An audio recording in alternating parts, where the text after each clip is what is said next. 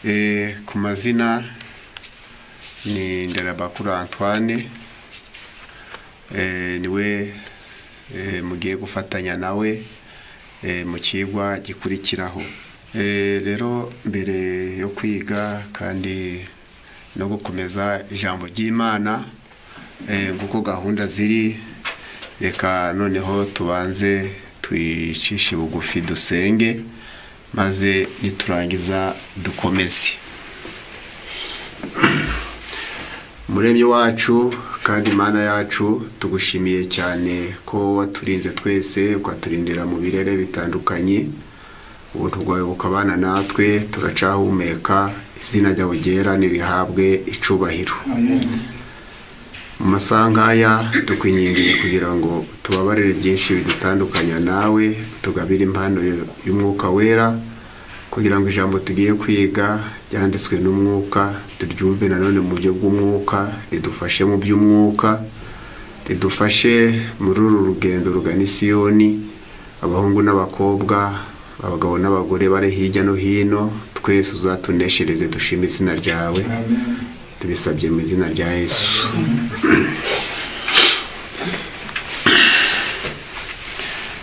Rero ijambo tugira ngo tuganire muri uyu mwanya,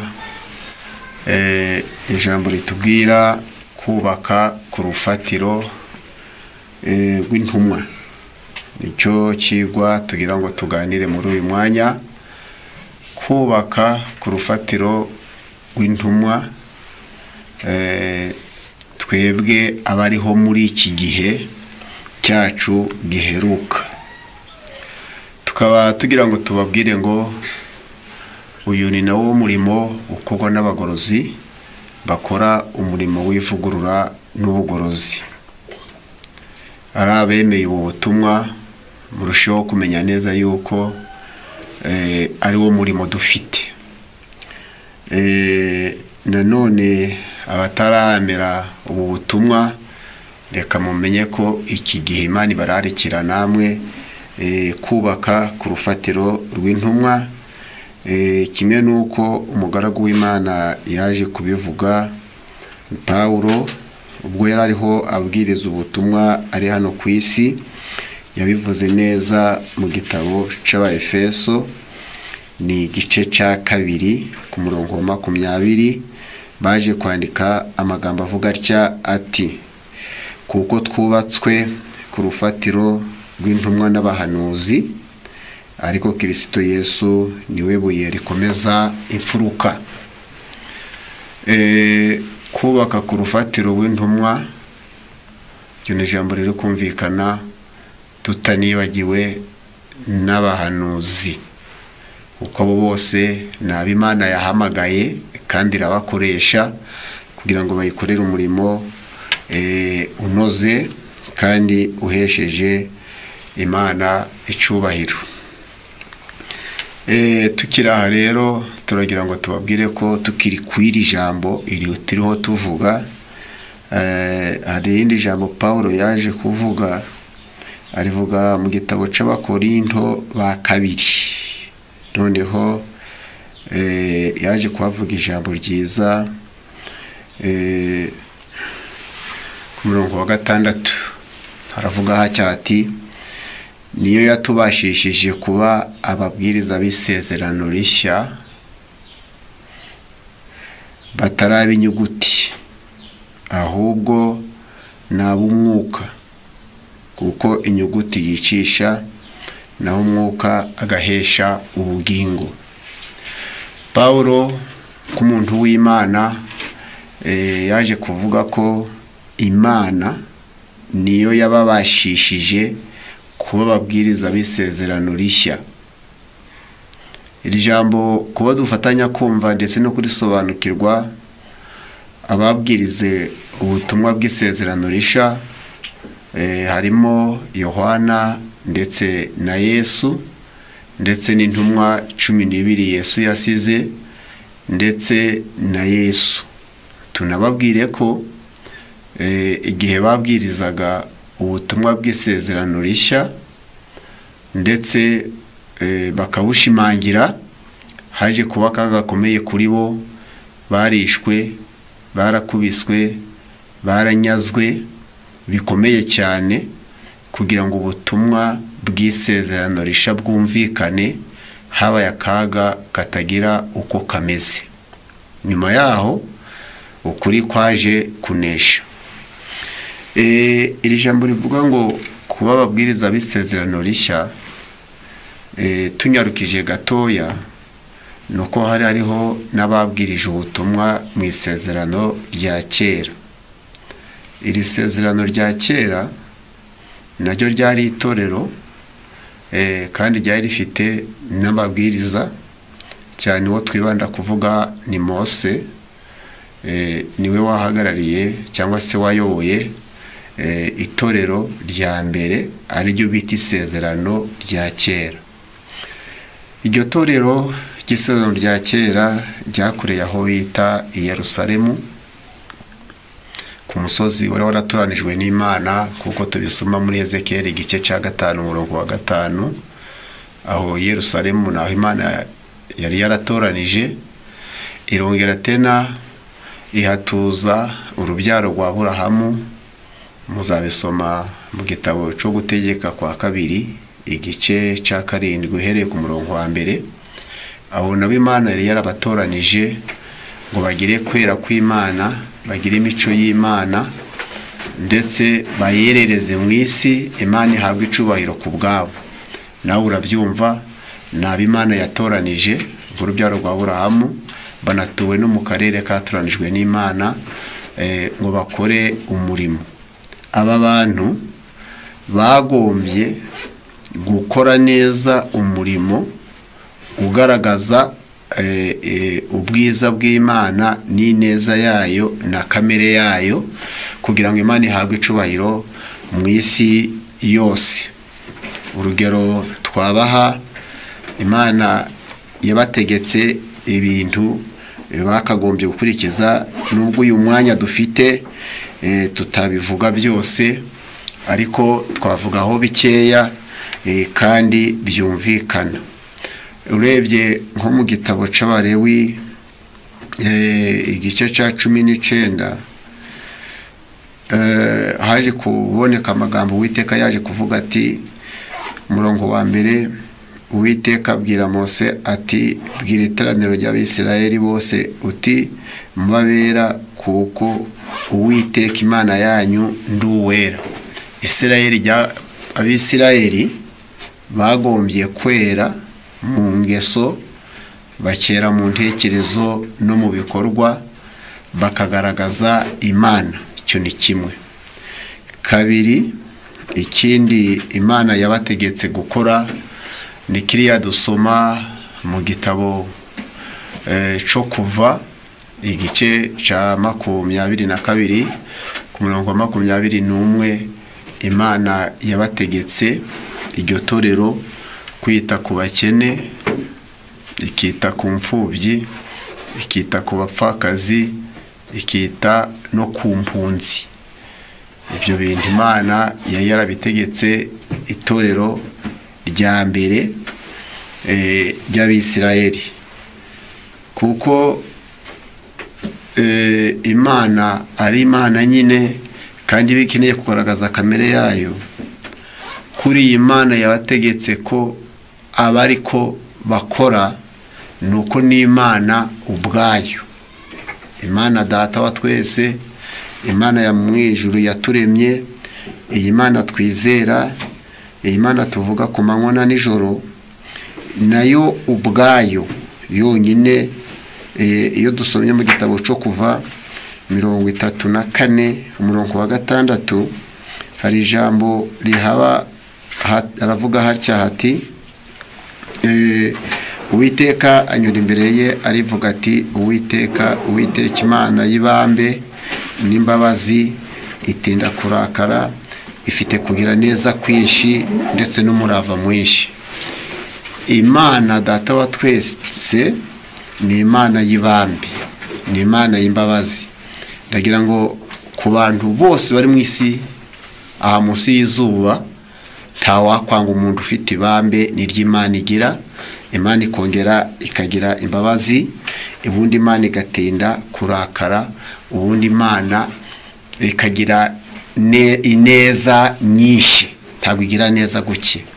Niyo mpamvu itwitaho twavutse ikazageza mu busaza, yaratugaburiye, yaratuhaye amazi tunywa, Imana yaratwambitse n'indi migisha myinshi. Imana igira kugira neza kwinshi. Iyo neza nyinshi ni Imana yari yarahaye itorero rya mbere, ari ryo bita isezerano rya kera. Byongeye nimusoma kijya gitabo tumaze gusoma Abalewi 19 uhereye ku murongo wa 9, uzasanga Imana yarategetse Abisirayeli ko n'igihe cyo gusarura imyaka, amasaka, ibishyimbo, ibigori, uburo, ingano, ko batakagombye kuja basarura inkokora z'imirima kugira ngo abakene. Erega tubabwire burya ko abakene bahozeho kuva kera, bahozeho ngo izo nkokora z'imirima ntibagombye kuzisarura, cyangwa gusarura icyo wiwagiriwe aho usaruye, cyangwa se gutoragura ibirayi aho wakuye. Ibyo byagombye kuja bihabwa abakene. Ibi byose turabivugira kugira ngo mwumve ko Imana iyi mico yayo niyo yarashinze itorero rya mbere. Noneho Mose nk'umugaragu w'Imana, iri torero yariyoboye ahereye mu butayu kugeza ubwo iri torero ryaje kwambuka, ryambutswa na Yosuwa, riragenda rija gutura hariya i Yerusalemu. Kandi ubundi bari bafite n'indi mihango bakoraga yasuraga Yesu Kristo, nkuko n'umugaragu w'Imana yari yarabihanuye Mose mu gitabo cyo gutegeka kwa 2 igice ca 18. ari ijambo tuza kuhasoma. Mose nk'umuyobozi wari uyoboye itorero ry'Isirayeli, itorero rya mbere ari ryo bita isezerano rya kera, yaje kuvuga ijambo uyu muri ibi bihe turimo ryavugwa na bake, ryavugwa na bakeya. We yaje kuvuga ati Uwiteka Imana yawe izaguhagurukiriza umuhanuzi umeze nkanje, ukomotse hagati muri mwe, muri bene wanyu, azaba ari we mwumvira. Mose igihe yabwirizaga ubutumwa yaje kubwira Abisirayeli cyangwa se Abayuda ko babaho bagategereza, maze bagategereza umuhanuzi Imana izahagurutsa muri bo umeze nkawe, ategeka abamwumva bose kuzamwumvira. Ubu n'ubuhanuzi bwatungaga urutoki Yesu umwana w'Imana. Ni ukuvuga ngo barya bose bakuranye na Yesu, ari abatambyi, ari abafarisayo, ari abasadukayo, ari abanditsi, bariya bakoreraga mu buturo bwera hariya ku rusengero i Yerusalemu. Iri jambo bagombye kuryitaho, bakamenya neza yuko ibyo bari gukora bategereje Yesu nk'umucunguzi. Twari twarasezeraniwe kwera kwazaza gucungura bari mu isi, yarangiza agahuza abantu n'Imana. Noneho ikibabaje kandi giteye agahinda nuko Abisirayeli kimwe n'abatambyi mu kubwiriza kwabo ntibigeze namba babwiriza berekana ko Yesu azaza ngo akore imirimo itandukanye niyo bari gukora. Urugero twabaha cyo bita siyeje yo gukorera i Yerusalemu, bariya batabyi bagombye kubwiriza abantu bavuga bati dutegereje Yesu uzaza gushingira i Yerusalemu, bikavaho ubutumwa bukaja n'ahandi. Icyo ntaho bakigishije. Kuriya bajyaga ibitambo bazaniwe, muzabisoma mu gitabo c'Abalewi igice cya 7 kuri 14, uko abatambye bahabwaga amafu. Noneho bazaniwe ku buturo bwera ngo bahuze n'Imana, bagombye kwereka abantu ko igihe kizagera kuzana ibitambo by'inyamaswa ngo byicwe, noneho bibahuze n'Imana ko icyo kizageraho kikagira iherezo. Icyo kigo ntago baje gucigisha, nta nubwo bigeze bigisha ko umurimo wakora w'ubutambyi uzavaho Yesu akaba umutambyi, nta nubwo bigeze bigisha ko igihe kizagera amaraso bamena, amatungo azahagarikwa hakaboneka amaraso ya Yesu wenyine. Igihe kiragira rero, Yesu umwana w'Imana araza agera hano ku isi, kandi ageze hano ku isi icyari kimuzanye kwari kugira ngo, kuko tumaze kubivuga, yigishe ubutumwa bw'isezerano rishya. Iri torero rya mbere nk'uko Imana yari yarishiriye mu isi ngo rigerereze Imana kandi riyiheshe icubahiro, baje kunanirwa umurimo, barawunaniwe cyane. Bawunanirwa mu gitabo cya Ezekiyeli 34 ku murongo wa mbere, baranditse bavuga bati, nuko ijambo ry'Uwiteka rinzaho riti, mwana w'umuntu, hanura ibyerekeye ku bungeri b'Abisirayeli, uhanure ubwira abo bungeri uti, nimwumve uko Umwami Uwiteka avuga ngo, abungeri ba Isirayeli bimenya ubwabo bazabona ishano, mbese abungeri ntibari bakwiriye kuragira intama. Aba ni abayobozi, abo bita abatumishi ndetse n'abakozi, bari barashizwe ku murimo n'Imana ngo basohoze za ngeso z'Imana zo kugira ibambe, zo kugira ubuntu n'ineza nyinshi, kandi bakera Imana igahabwa icubahiro mu itorero bari bayoboye. Ibyo Satani arabayobya, basigara bimenya ubwabo, ntibongeye kumenya ko imfubyi ibaho, ntibamenye umukene kwabaho, ntibigeze bamenya iby'umupfakazi ndetse n'umunyamahanga aribo bita impunzi. Iri torero ntabwo ryongeye kubitaho, ahubwo basigara bimenya ubwabo. Noneho kuko bari bananiwe umurimo, kandi na burya buhanuzi Mose yahanuye ko Yesu azaza byari ngombwa ko bugaruka, niyo mpamvu Imana yaje kwerekana ko iri jambo bananiwe ko hagiye kuzakorwa ikindi.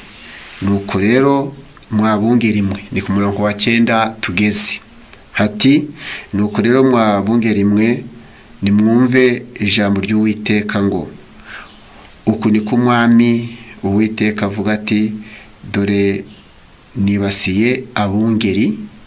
Iryo jambo rirumvikana,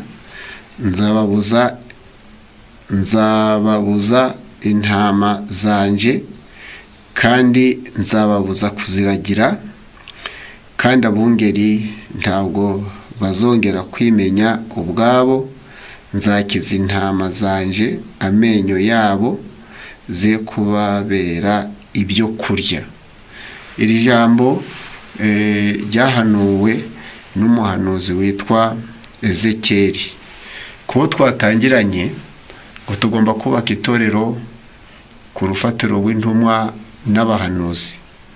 Urabona ko abari abayobozi, batambyi, abafarisayo, abasadukayo, abanditsi, babaye abimenya ubwabo, bataye umugambi Imana yashiriye itorero ku isi. Ariko umuhanuzi w'Imana Ezekiyeli aberetse ko baguye. Yeremiya yarahanuye abereka ko baguye. Yesaya yarahanuye abereka ko baguye, ndetse n'abandi, ndetse na Maraki yarahanuye abivuga mu gitabo cya Maraki 2:7 ko batambye amategeko gatakiboneka mu kanwa kabo, ko batakiyigisha. Wanavuga n'ijambo rikomeye, aravuga ati, icubahiro mwari mufite cyo guhabwa icubahiro n'abo muyobora ndetse n'ab'isi kirandagara, atuhere none mugiye kuzasuzugurwa. Abahanuzi bahagaze neza, kuko bagiye bakomeza kwibutsa bari abayobozi b'amadini uburyo bimenye ubwabo, bagata inshingano, bagata icyerekezo cy'Imana yari ifite ishyira itorero ryayo ku isi. Ibyo si ugushidikanya, abahanuzi bahagaze neza. Niyo mpamvu uriya muntu kuvuga uti twatse ku rufatiro rw'intumwa n'iki n'abahanuzi, nuko bahagaze neza bagacaha itorero, abayobozi b'itorero rya mbere rya kera uburyo baguye. Uyu murongo rero uravuze ngo abungeri bazasimbura abangaba bimenye ubwabo, ngo bazaba rwose ari abungeri batazimenya ubwabo.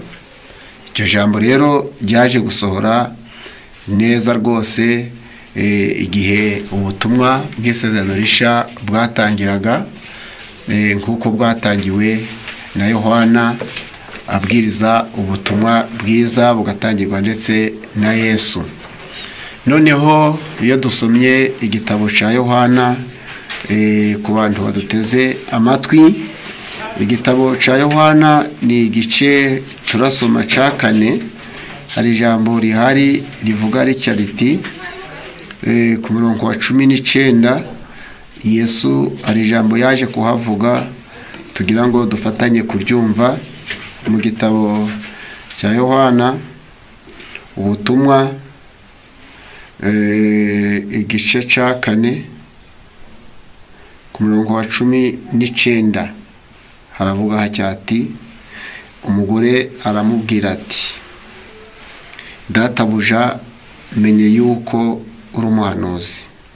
Basogokuruza bacu basengeraga kuri uyu musozi, namwe mukagira muti i Yerusalemu niho hakwiriye gusengerwa.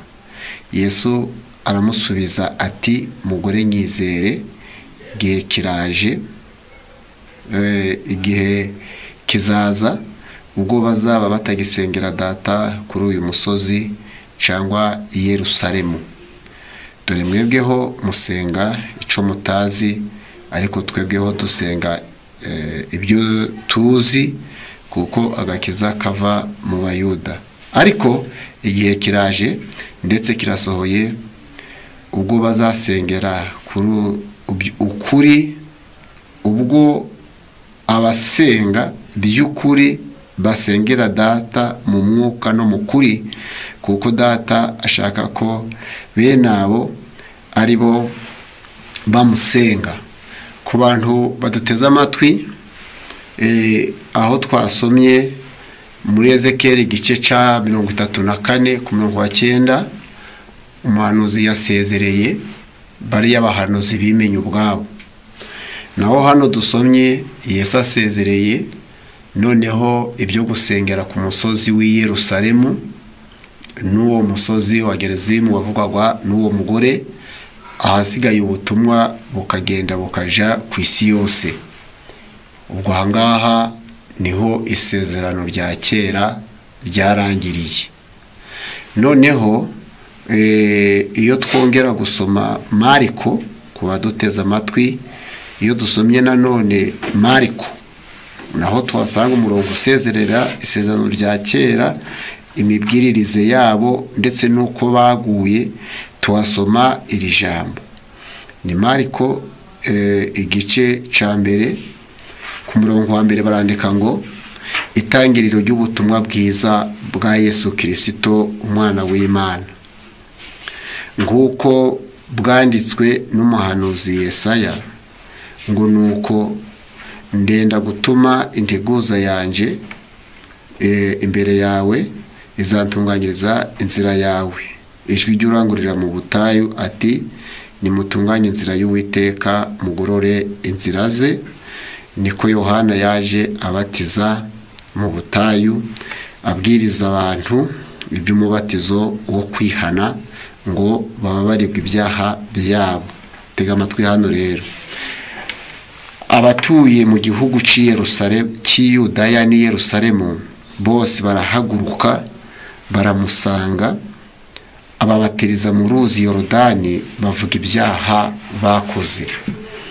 Urabona ko abantu bo mu isano rya kera Pasika bajaga i Yerusalemu, iminsi y'ingando bakaja i Yerusalemu, gukebwa hari i Yerusalemu, ibitambo bigatangirwa i Yerusalemu.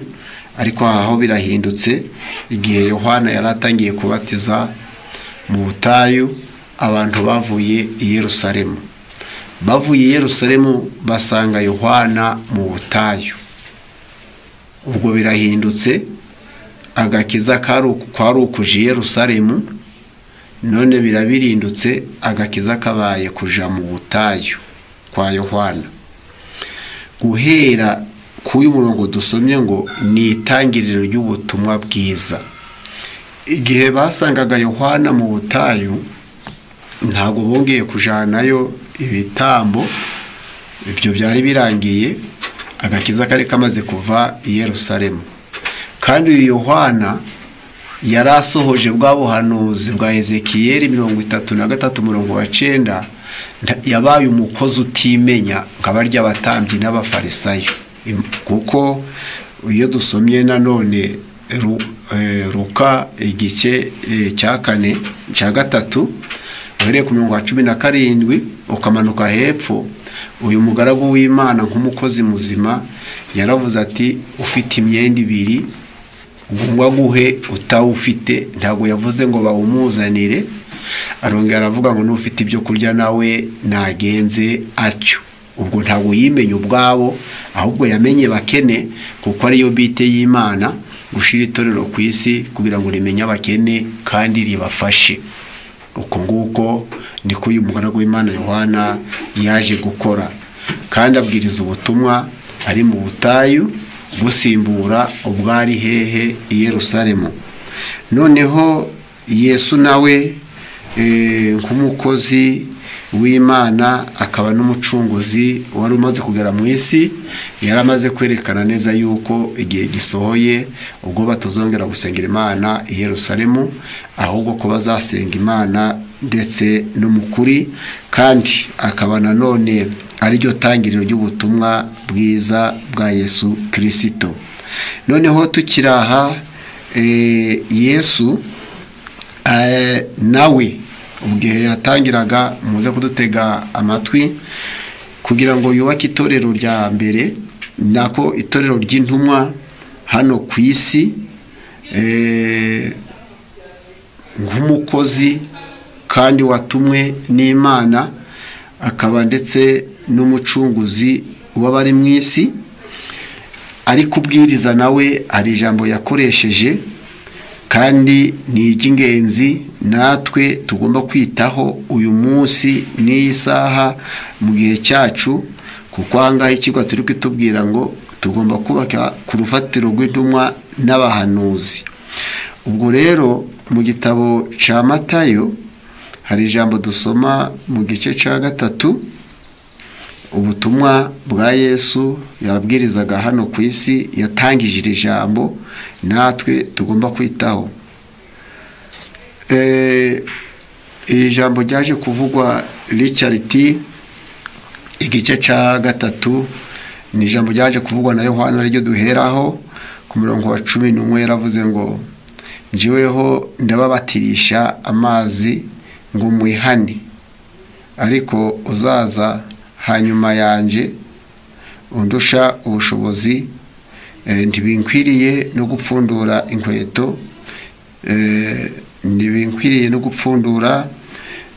inkweto, niwe uzabatirisha umwuka wera n'umuriro. Yohana mu kubwiriza kwe yararikiye abantu kwihana, abararikira kwihana, nk'uko twamaze ndetse no kubisoma muri Mariko igice cya 5. Yababwirije ubutumwa bwo kwihana, hagerekaho abantu kwatura ibyaha byabo, maze noneho barihana koko. Noneho mu gice cya 4 ku murongo wa 17 hari aya magambo avuga atya ati, Yesu ahera ubwo atangira kwigisha avuga ati mwihane kuko ubwami bwo mu ijuru buri hafi.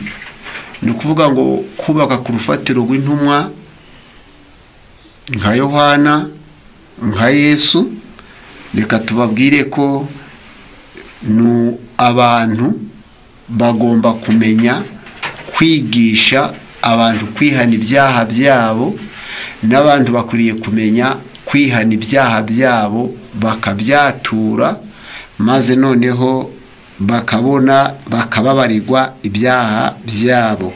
Iri jambo rigomba kwitabwaho cyane aho bita ku kibanza cy'intumwa. Abantu bagatandukana n'ibyaha by'uburyo ubwo ari bwo bwose, kugira ngo babone babitorero ry'Imana ryubatse neza ku rufatiro rw'intumwa n'abahanuzi, bitewe n'uko nakaga, ni ikibazo, ntabwo ari byiza. Usanga kenshi abantu baba mu itorero ari abanyamujinya, ari abanyaburakari, abantu barobanura amoko, abantu bitandukanya n'abandi, abantu baba bagito, abantu batagira ubuntu. Hari n'ababa mu itorero ari abasambanyi, abandi ari abanywi b'inzoga, nuko ugasanga baca igico, bagira ijisho ribi, imvugo zitarahindutse. Ibyo ntabwo bikwiriye kuba ku kibanza cy'intumwa. Ahubwo ku kibanza cy'intumwa Imana ikeneye ko tuhubakana imico mizima, abantu bakihana, bakava mu ngeso za kera, bakava mu byaha bya kera, bakaba abantu bafite urukundo, abantu bafite ubwiza bakura mu ijuru, abantu babana n'abandi kandi bashikirana n'abandi. Aho ni ku kibanza cy'intumwa. Ubu butumwa Yesu yarabubwirije, ubu butumwa Yohana yarabubwirije, na ba Paulo barabubwirije, na Petero yarabubwirije.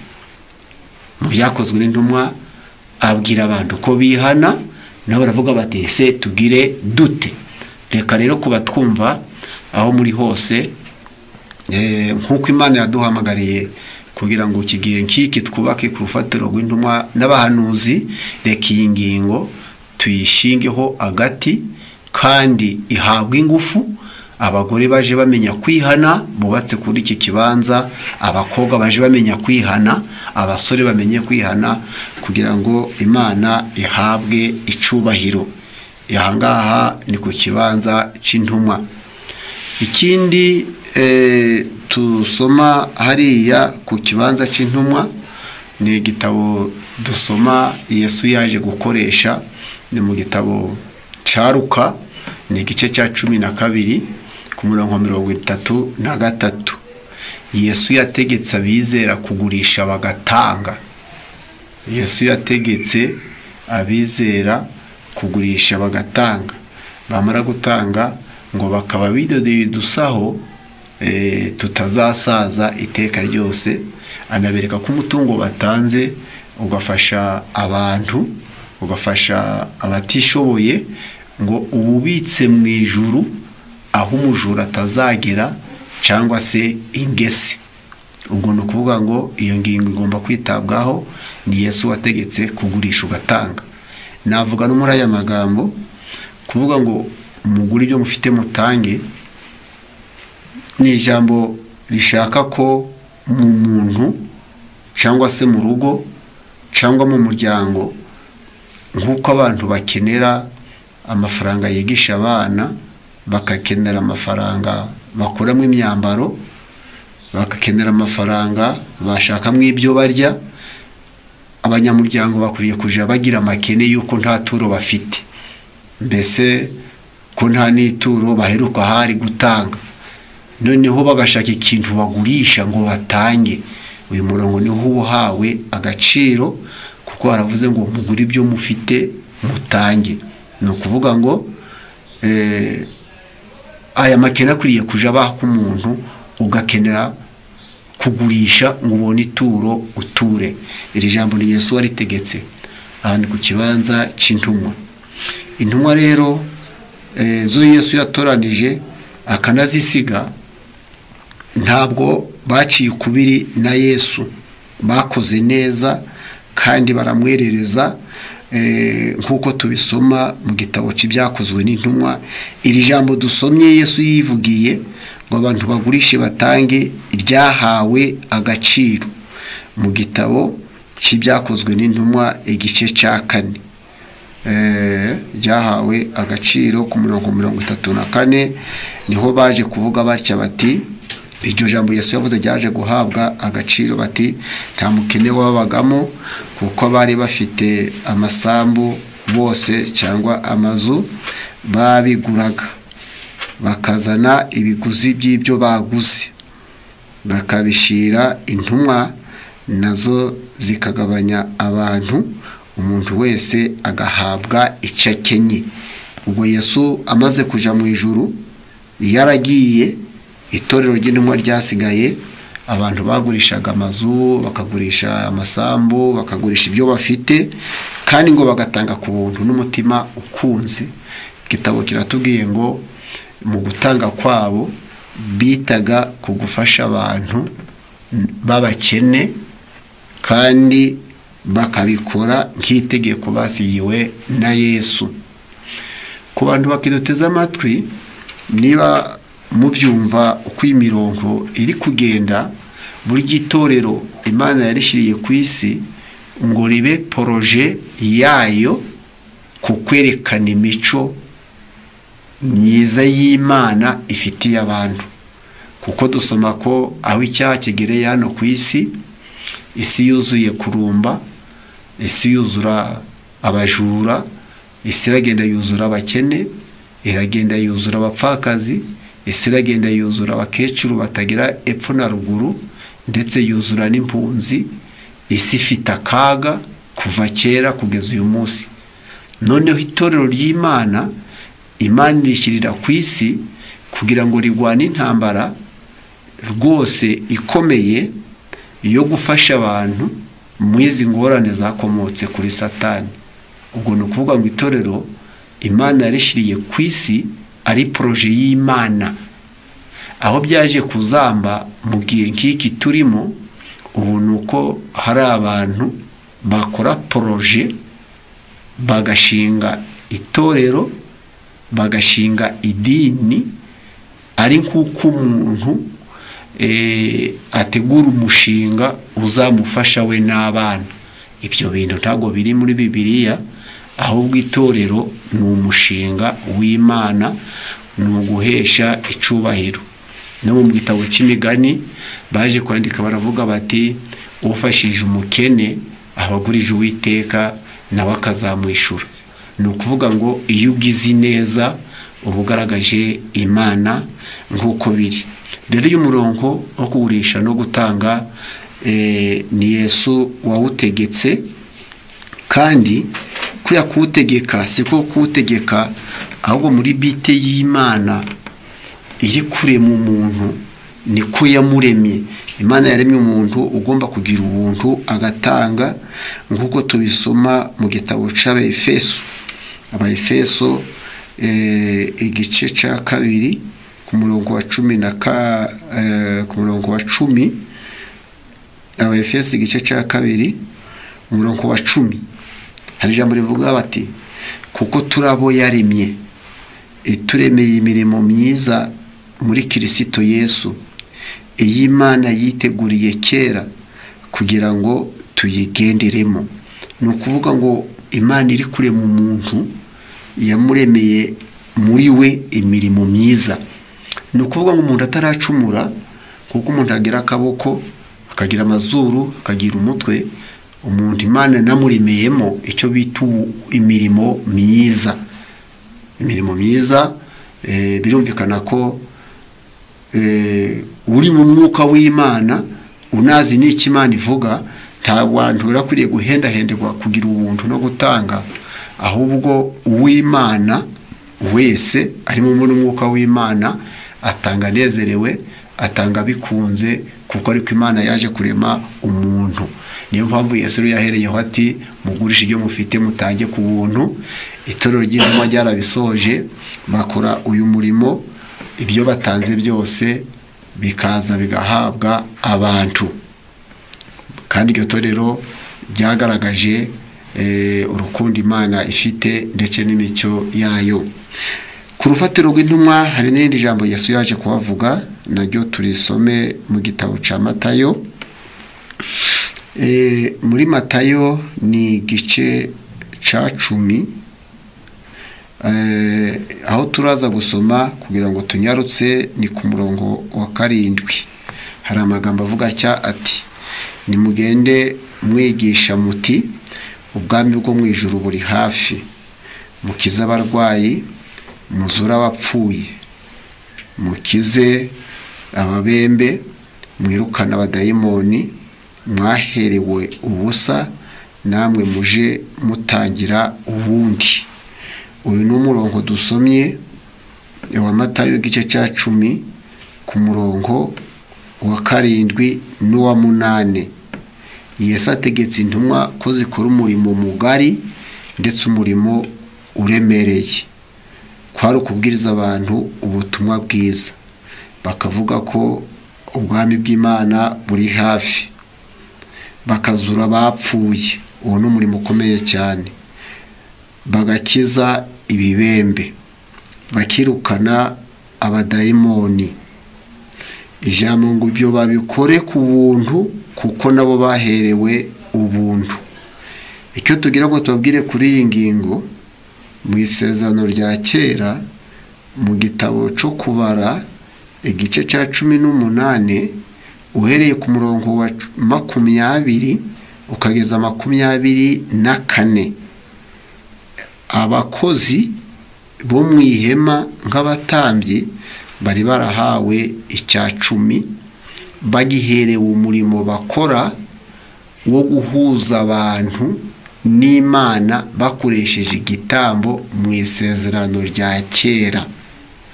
Noneho Yesu aje ubutambyi buvaho, uzabisoma neza mu gitabo c'Abaheburayo igice ca 8.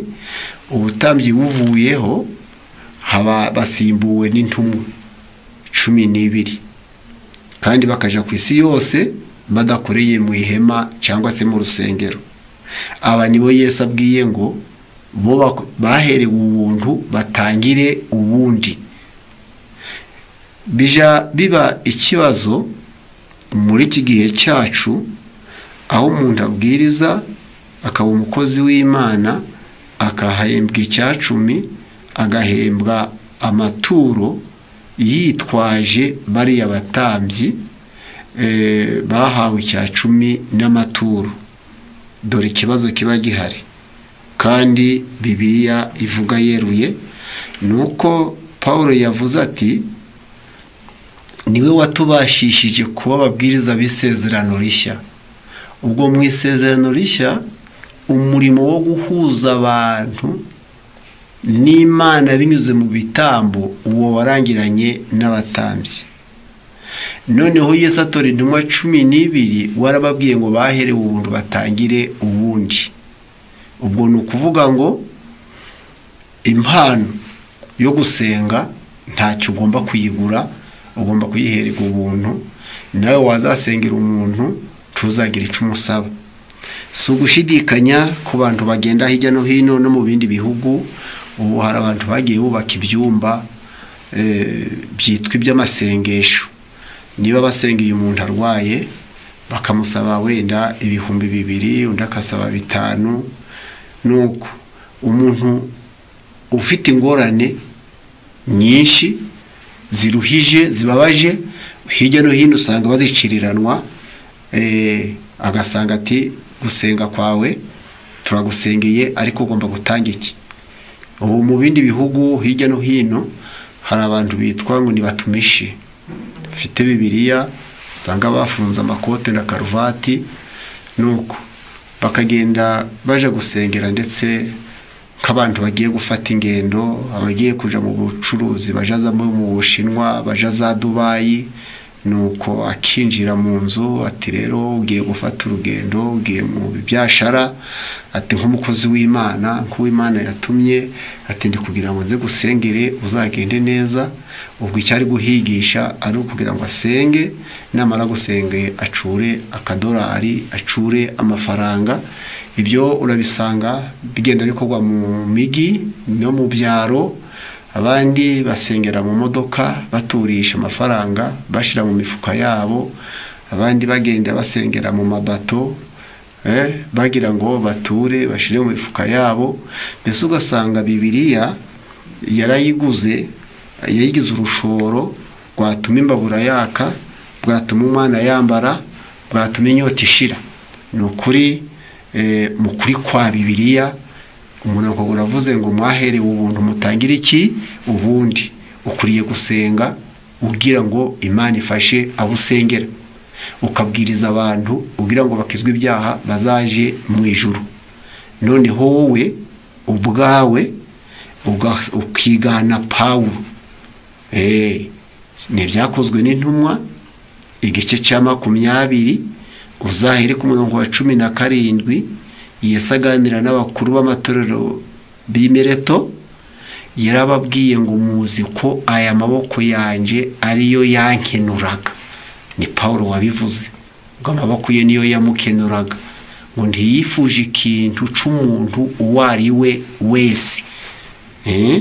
Arongera arabivuga Pawulo mu gitabo c'Abakorinto ba mbere mu gice cya 9 uhereye hirya ku mirongo ija guhera, aravuga ngo mbwirije ubutumwa ari uko mpawe ubusonga nzagorererwa iki. Nuko iyo ushoye umushinga wo guhembwa mu ibwiriza butumwa, ubwo ni ukuvuga ngo nta ngororano uteze mu ijuru. Rero ikigo kiratubwira ngo tukwiriye kubaka ku rufatiro rw'intumwa n'abahanuzi. Reka tubwire abantu bose ko igikenewe muri iki gihe n'abantu babwiriza ubutumwa, bakeneye ko abantu bareka ibyaha byabo bakitandukanya n'ibidakwiriye, bakitegura kuza kwa Yesu ugiye kuza, batabigize umushinga wo kubushakamo n'inyungu izarizo zose. Icyo kintu bakagikora kugira ngo noneho Imana irusheho guhabwa icubahiro. Bityo yaho ni mu isezerano rishya, ndetse dusomye ibitabo biranga isezerano rishya bihera kuri Matayo bikageza ku byahishuwe. Burya bira bitabo kuva kuri Matayo kazamuka ukagera ku byahishuwe, ibyo bitabo byose birimo ibyakozwe n'intumwa, iby'intumwa zakoze. Ibyo bintu tugomba kubyitaho. Ibyo bitabo nubisoma witonze, nta mukozi w'Imana wakoreye igihembo, nta numwe ubaho, ahubwo bose bakoze nk'abakoresha impano bahawe n'Imana, ngo Imana yiheshe icubahiro muri bo. Ikindi cya kabiri, nta n'umutungo bari bafite. Aho mvuze nta mutungo batanze ngo ushirire ku nyubako, ntawo. Bibiliya, iyi Bibiliya ufite nanje mfite, nuyisoma mu mateka y'isi yabayeho uzasangwa amateka yo kubaka urusengero rwubatswe na Salomo, arwubaka hari i Yerusalemu. Twarakoze rero kugeza Yesu aje rero mu gitabo cya Matayo 23 ku murongo wa 37 Yesu niho yaje kuvuga ngo urusengero nta buye rizasigara rigeretse kurindi. Yesu yerekana ko urusengero rugiye kuzasenywa. Yesu arangije arapfa yigira mu ijuru. Abaroma bari bayobowe n'umugaba w'ingabo witwa Titusi, yarushenye mu mwaka wa 70. Amaze kurusenya, intambara ikomeye iratubwira ngo urwo rusengero rukimara gusenywa bahahinze imyaka, ngo habaye umurima. Ubwo ni ukuvuga ngo amateka y'urusengero atangiye gubatswe na Salomo, rushenywa na Titusi.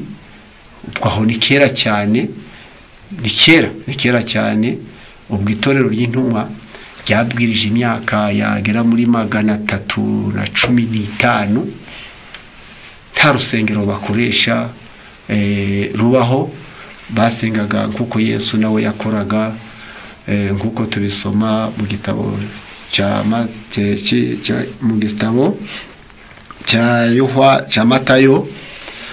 26 ku murongo wa 17. Basengeraga kwa ntuza, ni ukuvuga ngo gusengera ku muntu bagaterana bagasenga Imana igahabwa icubahiro.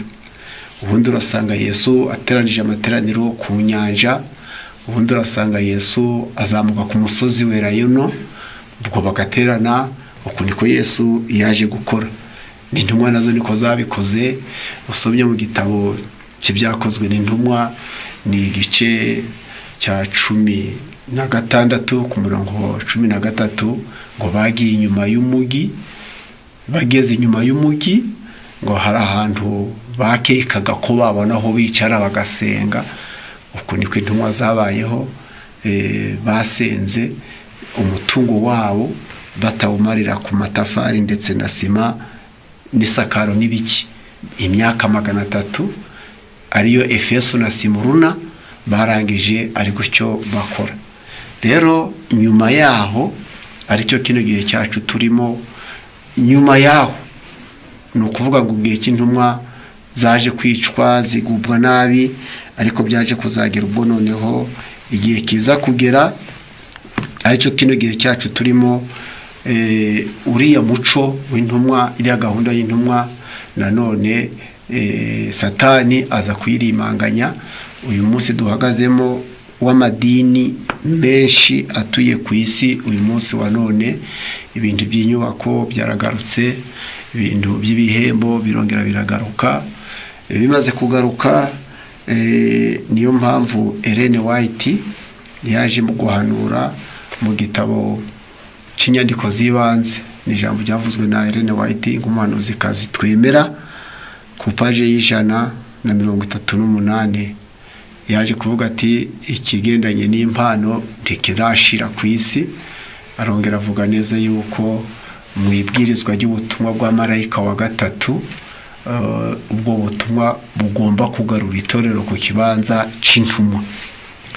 Katwe rero nk'abagorozi kandi bakora umurimo w'ivugurura, iyi paje y'inyandiko z'ibanze y'138 nk'ababwiriza ubutumwa bwa marayika wa gatatu, tugomba kugarura itorero ku kibanza c'intumwa.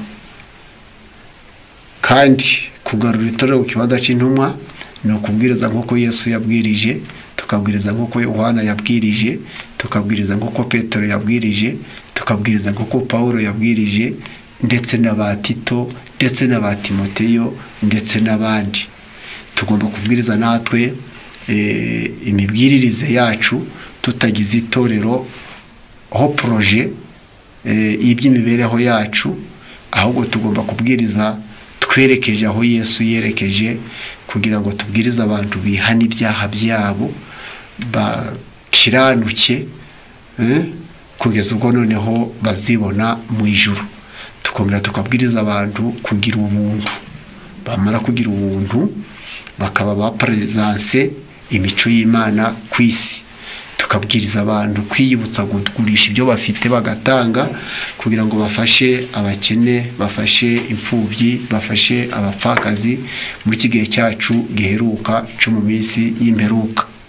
Twe rero nk'abakozi b'abagorozi, ikigororwa n'icyo ngicyo, kugira ngo noneho abantu bongere bibuke umugambi w'itorero Imana yarishiriye hano ku isi.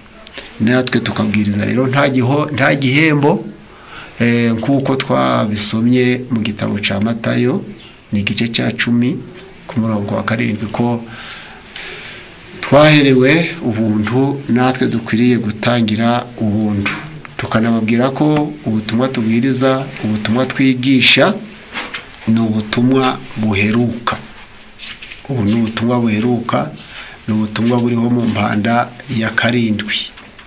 Ni ubutumwa buriho mu mpanda ya 7. Noneho nta mpanda ya 8 hari, akaba ari ubutumwa buheruka. Tukongera tukabwiriza ubutumwa mu gihe cya Laodikiya, naryo ni itorero riheruka. Tukongera nanone tukaba turi kubwiriza ubutumwa butunze urutoki hariya mu byahishuwe 18 kuja mu byavuze ngo amahanga yose yanyweye inzoga. Ni inyigisho ziriteshutse ku mugambi w'Imana yashiriye itorero rya hano ku isi. Noneho tukabwiriza ubutumwa bubwira abantu bati bwoko bwanjye ni musohokemo. tubabwira ko Imana ari imwe, ijuru ari rimwe, ukuri ari kumwe, n'imyizerere ari rimwe. Akaba ari bwo butumwa Imana yahagurukije kugira ngo tugire imyizerere imwe, tugire imyumvire imwe, twitegure dukomeje kubakira itorero, byagorana bitagorana, ariko twubake ku rufatiro rw'intumwa n'iki n'abahanuzi, kugira ngo ubutumwa Yesu yasize agiye mu ijuru, kuko nibwo agomba kusanga, maze ababwizeye akabaha ubugingo buhoraho, maze bakitahira ndetse mu ijuru. Tubasabiye mwese mu gihe nk'iki ngiki gushakisha no kusoma kugira ngo twongere tugarure ririya torero Yesu yasize aryubatse hano ku isi, natwe twubake ku rufatiro rw'intumwa n'iki n'abahanuzi. Ntawe duciraho iteka, ahubwo buri wese dusomye Bibiliya n'ibitabo by'umwuka w'ubuhanuzi tumwereka aho yayobye, kugira ngo agaruke mu murongo ahabwe ubugingo buhoraho. Tukaba tunasaba abatwumva nabo kutagwana na Bibiliya, kutaja impaka na Bibiliya, ahubwo Bibiliya ikatubera umwarimu, ikatubera umuyobozi, ikatubera umwigisha, itwigishiriza kugira ngo tujijuke tuzabone ubugingo buhoraho. Icyo nicyo tubasabiye, kugira ngo byagora byakomera twe kugendera mu kamenyero, ahubwo tugendere mu kuri kw'Imana, kandi twakira ubugorozi buvuye mu ijuru, tuzahabwa ubugingo mu izina rya Yesu. Amen.